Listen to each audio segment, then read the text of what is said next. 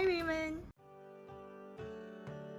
Hey, hi, afternoon, Carissa. Hi, how have you been? Yeah, okay, good. Right, Yeah. so can we have a quick conversation? Oh, yeah, sure. Okay, how long have you been with the Singapore Court and what is the nature of your work? Oh, I've been with the courts for about 26 years, and I have had the opportunity to work in different departments within the courts. I've been an interpreter, assisting in the court as a court officer, and also as a mediator, and also in the crime registry as a counter officer. I'm currently attached to the Court Dispute Resolution Cluster, or CDRC in short, as an administrator assisting in the daily operation, ensuring that the cases are seamlessly managed within the timeline.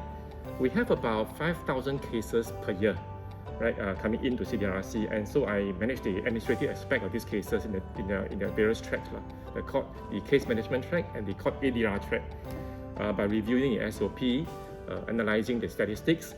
I also lead a team of officers in their daily discharging of their duties to make sure that they are in a timely manner and also efficiently. I see. Well, that's for 26 years, that's a lot of experiences. Speaking of experiences, do you have any interesting anecdotes or an unforgettable experience at work? Yes, I can remember when I was in bail center, there was this elderly man in his 80s who came to bail center and we became friends. So whenever he's at Chinatown area, he would just come and look for me. We just chat it up. So these are the small things that really brighten up my days, and I find a sense of purpose in serving the members of the public and the court user. And I think more recently in CDRC, I can remember a magistrate complaint case whereby one of the case parties set up a WhatsApp chat group. I don't know how he managed to find my mobile number, but he set up a WhatsApp chat group together with the investigating officer. So I have to tell him politely that that's not appropriate to do so. And then I have to impress upon him that as a public service officer, I have to be impartial and seen to be so. Right, so that was one of those unforgettable experiences that I had. Yeah. So maybe I'll just get myself some drink if you don't mind. Sure, no worries. You can go ahead. So next question, what is one misconception you have encountered from the court users? Well, I think those who are in the public service wouldn't be too unfamiliar with this comment from members of the public, saying that, look, I pay income tax, your salary comes from me. So I think that has to be corrected.